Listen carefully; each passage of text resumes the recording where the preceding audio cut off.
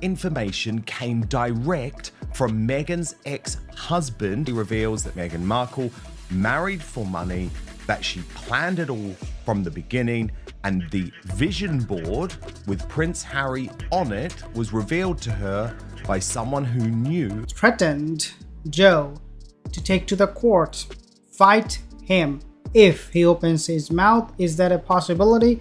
Especially when Meghan was researching the prince online. In a private interview in the US, the Duchess of Sussex reportedly called her relationship with an ex-boyfriend the biggest mistake of my life.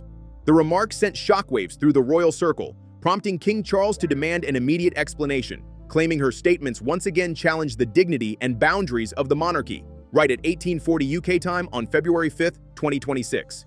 King Charles III didn't wait. He personally launched a direct conversation with Meghan Markle. This bold move came after a classified royal briefing flagged a spiraling media storm over allegations of a secret marriage involving Meghan and an American man named Joe Giuliano. What I learned about myself is no matter what my name is or what people call me, I'm still the same person. So that didn't change who I am. And maybe that's probably the biggest distinguishing factor. The briefing included resurfaced rumors of a sealed marriage record from Bibb County, Georgia, dating back to 2011, now trending in the press. It also referenced Toronto-based chef Corey Vitiello, Meghan's former partner from 2012 to 2015. The king's instruction to his team was crystal clear: make contact directly, no spokespersons, no middlemen. The call lasted 17 minutes and 39 seconds, according to two senior aides present. Charles fired three pointed questions at Meghan. Had she ever legally married Joe Giuliano in the US? Was the record sealed under legal or personal request? And was her recent jab at Corey Vitiello part of a plan to hide past history? During tense negotiations with US streaming platforms, Charles kept a measured tone. But one advisor confirmed he warned, "If what I hold is true, you will be erased from the royal record." Being a part of this family and the platform that comes with that is an incredible responsibility that I take really seriously. The phrase immediately triggered legal analysis on what erased could mean under royal law. The consequences were severe. Complete removal of Meghan's image, name, and titles from official royal sites and publications, permanent exclusion from ceremonial duties, reversal of all honorary military and civic patronages, nullification of the Sussex brand's legal protections, and cancellation of Crown Protection security detail tied to her.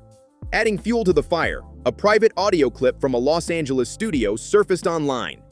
In it, Meghan called Corey Vitiello a mistake from the past, a chapter that should never have existed. Recorded on February 3rd by sound technician Dominic Travis, the clip was later sold to a Canadian gossip blogger for $18,000. It went viral under headlines like "Erased and Denied, Meghan's Hidden Toronto Years." By 1400 GMT on February 5th, searches for Meghan Giuliano marriage record and Meghan Corey Vitiello had exploded across major platforms. Since I started talking about Meghan Markle's marriage with Trevor Ingleson, a lot of people have pointed out that she was actually married before. Over 1,200 headlines were already circulating worldwide. Royal monitoring software flagged trending keywords: fraudulent biography, marriage record, seal, and Toronto relocation timeline. The escalating scandal forced King Charles to request an immediate Level 3 institutional reputation briefing. According to Windsor Media Compliance, the timeline of focus is Meghan's residency in Canada from 2012 to 2015. At that time, Meghan was in a confirmed relationship with Corey Vitiello, living in a Midtown Toronto apartment tied to his business address. Sources reveal a sudden, unexplained trip to New York in August 2015, after which she completely cut ties with Vitiello and her Toronto connections. On February 4th, Vitiello posted a black and white photo of the Toronto street corner where they allegedly lived together. Caption: "The truth never sleeps." Within 24 hours, it was reshared over 600,000 times, reigniting interest in Meghan's past legal filings in both Canada and Georgia. Palace advisors are reportedly preparing a full legal review of all U.S. filings linked to Meghan Markle. And if Meghan Googles herself as much as we know she does, she will not be happy with them. Before her engagement to Prince Harry, internal documents show Charles's office launched preliminary inquiries with the Home Office and the Department for Digital, Culture, Media, and Sport about possible revocations of formal status. As of 2000 GMT on February 5th, Meghan had not issued a formal response from Montecito. but insiders say she instructed her lawyers to prepare preemptive media positioning and potential injunction requests over misrepresented private life claims. Meanwhile, Archewell's press team is monitoring all mentions of Joe Giuliano across US and Canadian media. Royal sources stress the matter is being treated with constitutional urgency. Any confirmed omission or misrepresentation tied to Meghan's royal entry could trigger a rarely invoked permanent removal clause, effectively erasing her from all royal archives and future historical records. For Meghan, Dubai wasn't meant as a retreat, it was a reinvention. February was supposed to kick off a high-stakes publicity campaign across the Gulf, leading to a controversial March media rollout under a new lifestyle brand, tentatively titled Ever Arabia. But a sudden denial of entry on February 4th and a diplomatic snub from the royal family on February 6th shattered that plan in full view of global media. Meghan, you can't build an empire when you're burning through your architects. No amount of branded coffee or curated glossy Instagram posts can make the instability. The timing couldn't be worse. Months of faltering brand relevance in the US, Netflix suspending future deals, Spotify canceling contracts, and Archewell donations hitting record lows. Dubai had been her last big chance to rebrand around elegance, motherhood, and global diplomacy. Leaked internal documents reveal a Q1 Emergence Tour roadmap, a private roundtable on women's empowerment at a Palm Jumeirah resort, a collaboration teaser with Dubai fashion houses, B-roll for a docuseries segment highlighting reconciliation and rebirth, and closed-door meetings with regional investors for a new candle and home goods line under the As Ever label.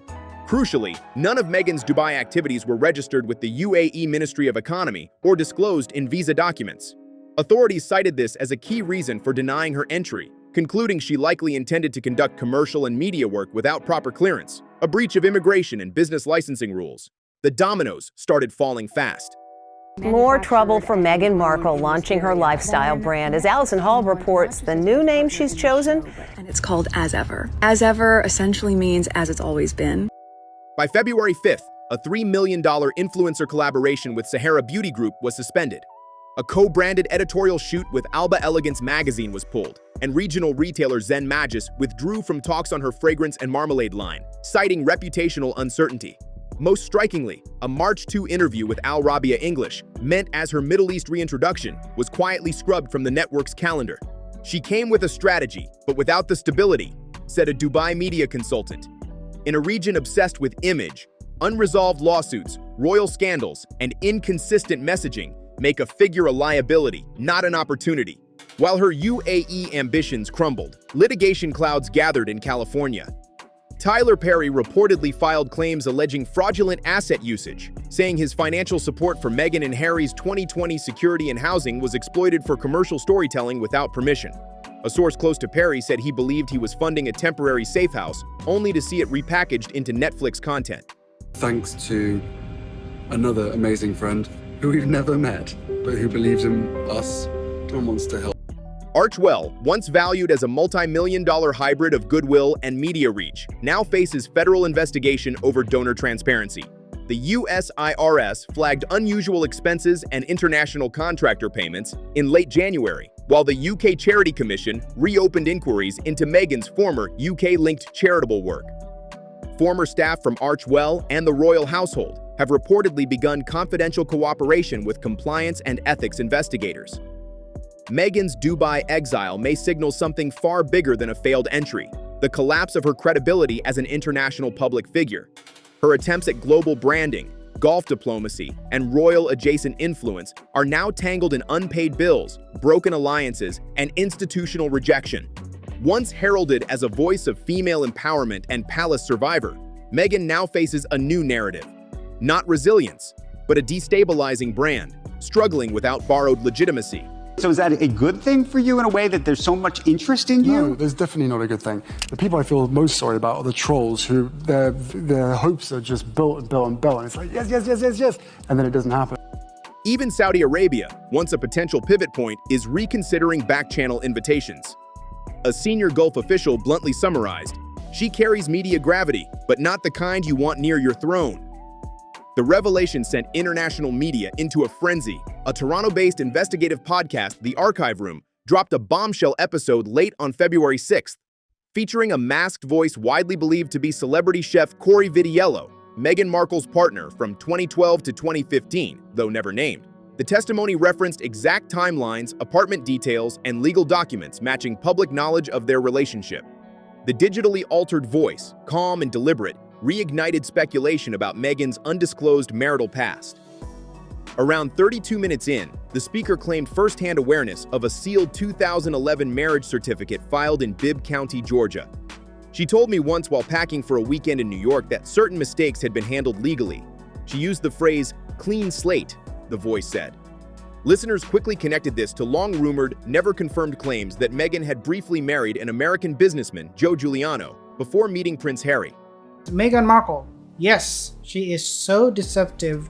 She is such a liar that when she got married with Joe, she did not tell him. Hosted by investigative journalist Lydia Markham, former Royal Affairs contributor to the Globe and Mail, the podcast racked up 8.3 million downloads within 36 hours.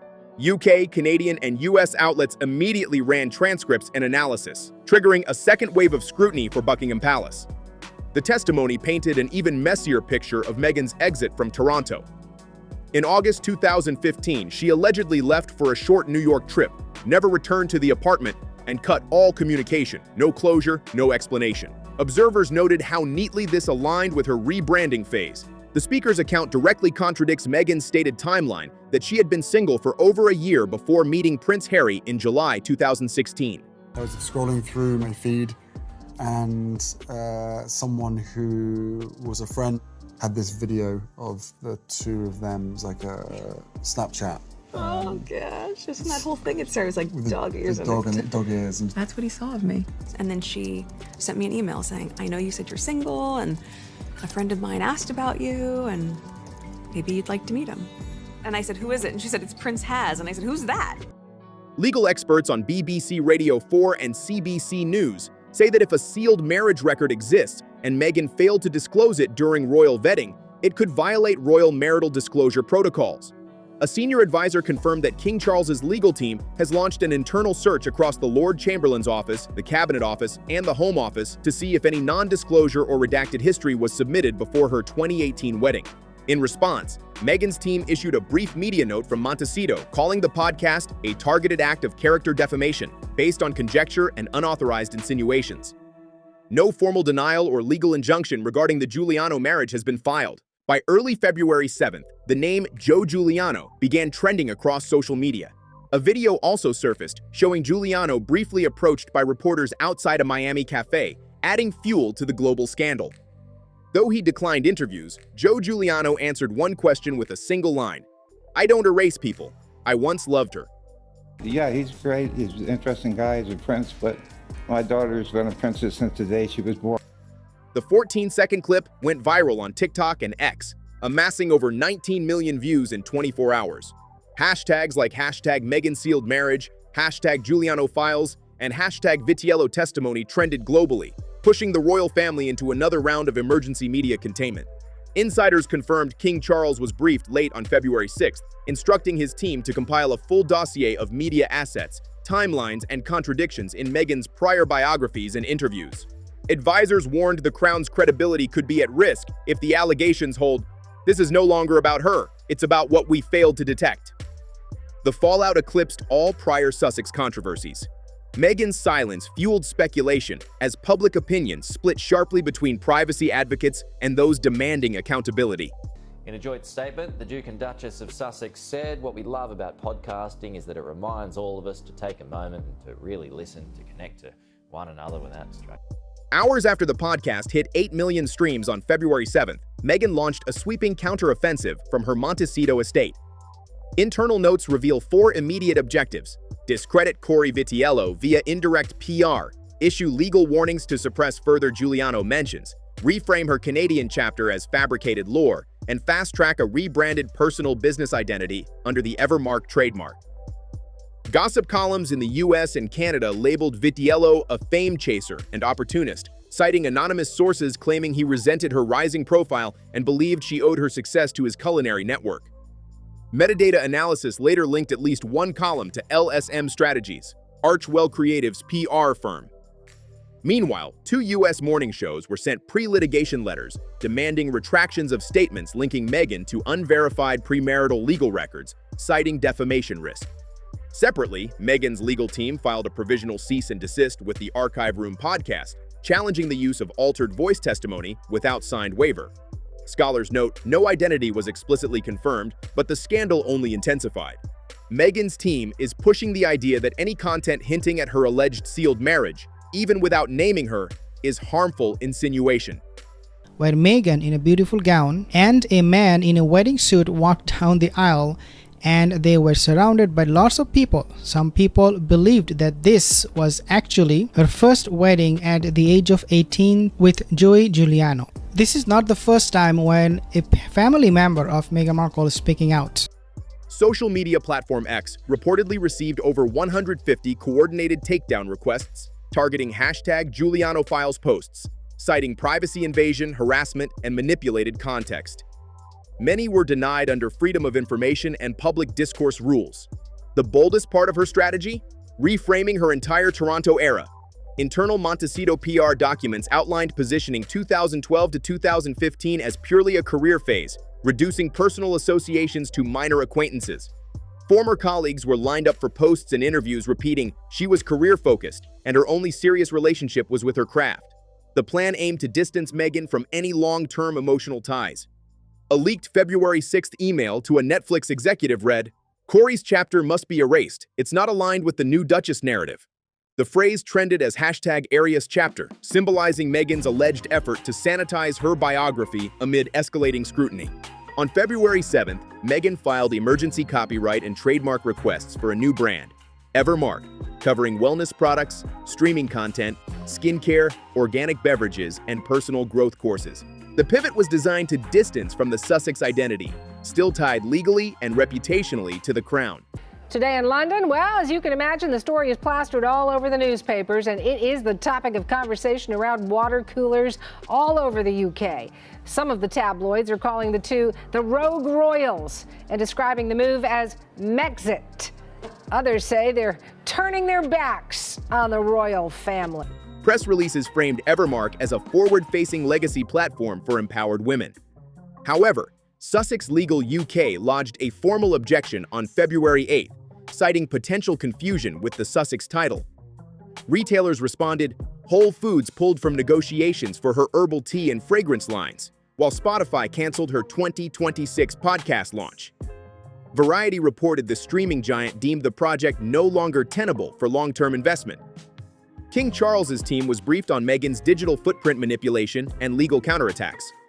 On February 8th, a Privy Communications Council session mapped the constitutional, financial, and reputational consequences of full Sussex detachment. A draft unbinding protocol, Sussex chapter, outlined website removal, public distancing, annulment of titles and privileges, and visa reevaluation via the Home Office. As a senior official said, her silence would have been tolerable. But this is resistance through erasure, and the Crown does not erase history to please discomfort. As Meghan escalates efforts to rewrite key parts of her history, backlash from those implicated has reached critical mass. The silence shielding Meghan's public image began to crack under mounting legal pressure, first-hand responses, and public skepticism. An American actress became a real-life princess bride. On February 8th, Chef Corey Vitiello officially filed a civil defamation suit against Meghan at the Ontario Superior Court of Justice. According to Royal Newswire's legal desk, the claim alleges Meghan deliberately maligned their relationship to erase shared history, delegitimize him, and portray him as emotionally unstable. The filing references her off-camera February 3rd remark, calling him a mistake, and leaked Netflix communications stating, Corey's chapter must be erased. Vitiello is seeking 2.5 million Canadian dollars in damages and an official retraction. His legal team stressed the goal is not money, but restoring dignity, a bold move from a man once praised for discretion. On the same day, Joe Giuliano, long rumored as Meghan's first husband, was spotted at a Miami cafe. Declining formal interviews, he issued a short, carefully worded statement. I don't erase people. I once loved her. The 14-second clip aired on major U.S. networks and went viral worldwide. A great chat for about an hour. I left after an hour, and I told him that I had other plans. I want to see you again. That was when it just hit me. I was like, okay, this girl, this woman is amazing. Is everything that I've been looking for. While Giuliano didn't confirm a legal marriage, observers saw his appearance as a subtle rebuttal to Meghan's alleged pattern of historical revisionism and a signal he might cooperate with official inquiries. Meanwhile, two women from Prince Harry's past made indirect but cutting social media posts. One wrote, "Some people spend more time deleting the past than building the future," shared 1.3 million times. Chelsea Davy added in a now-deleted reply, "History isn't something you curate, it's something you own."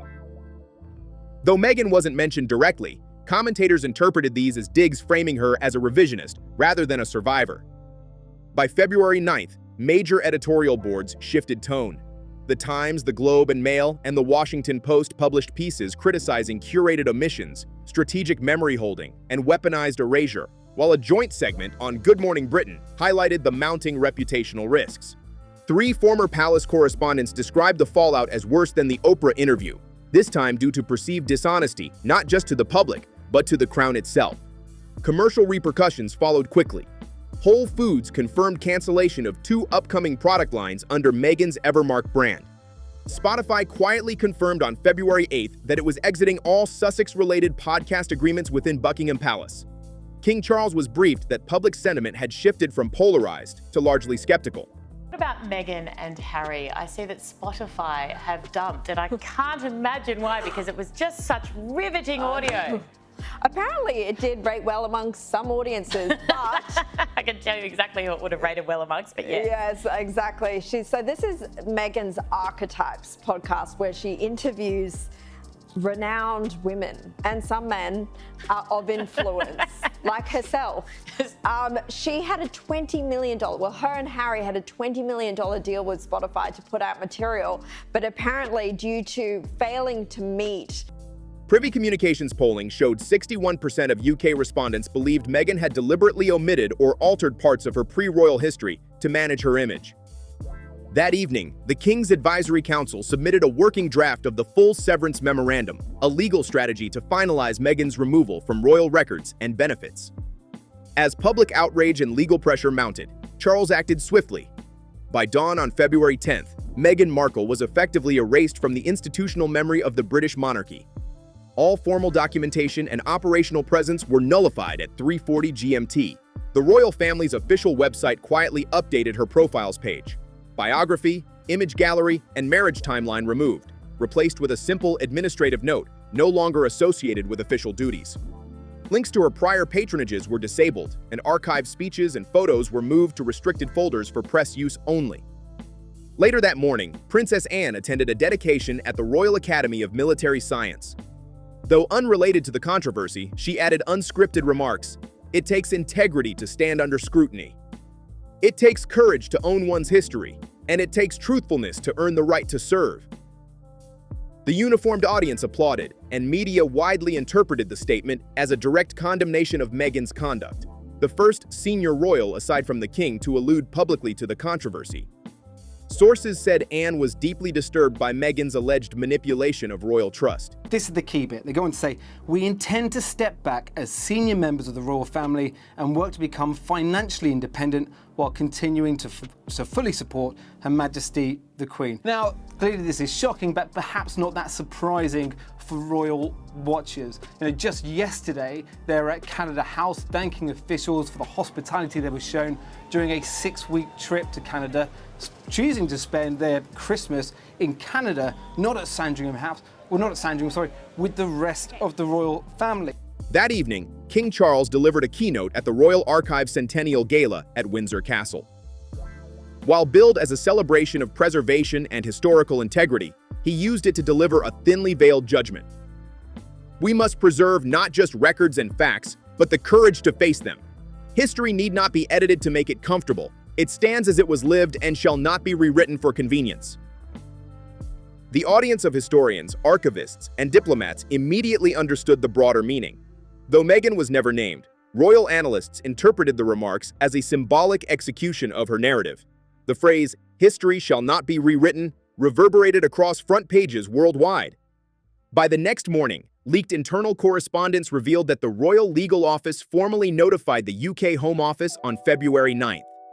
The document requested a full review of Meghan Markle's visa status, travel classifications, and all official records tied to her royal privileges. Though Meghan remains a U.S. citizen, her diplomatic status as Duchess of Sussex, previously included in international travel programs, is now under formal reevaluation. A Home Office official said anonymously, "We have instructions to classify her as a private U.S. citizen with no active royal designation." Symbolic yet powerful, this impacts protocol-driven events like G7 invitations, state funerals, and ceremonial seating. The commercial fallout was immediate. Whole Foods terminated negotiations for the Evermark organic line, Netflix shelved her documentary indefinitely, and Spotify removed promotional material for her unreleased 2026 audio series. By February 10th, all her commercial platforms were inactive, and Archwell's press site stripped of media kits and event calendars. Meghan was unseen in public for 3 straight days, a silence dubbed by tabloids as the Montecito disappearance. Her team declined all comments. Only her attorneys acted, filing an emergency copyright defense for the Evermark brand, now under review. According to Royal House Procedure Archives, the last time someone was scrubbed so thoroughly from royal records was during Edward VIII's abdication. But even he retained a page in official history. Palace staff now refer to Meghan's file as fully sealed and archived under a new classification, February 2nd to 10th, denoting permanent royal disassociation. In a final instruction before leaving Windsor, King Charles wrote privately to the Lord Chamberlain, "Closure is not about vengeance. It is about protecting the crown from erasure." With that, the Meghan Markle chapter in the British royal family was formally closed. If you enjoyed this breakdown, share your thoughts in the comments so we can discuss it together. Don't forget to subscribe to my Crown Clash channel. Every day I share a new video diving into royal scandals, controversies, and hidden stories.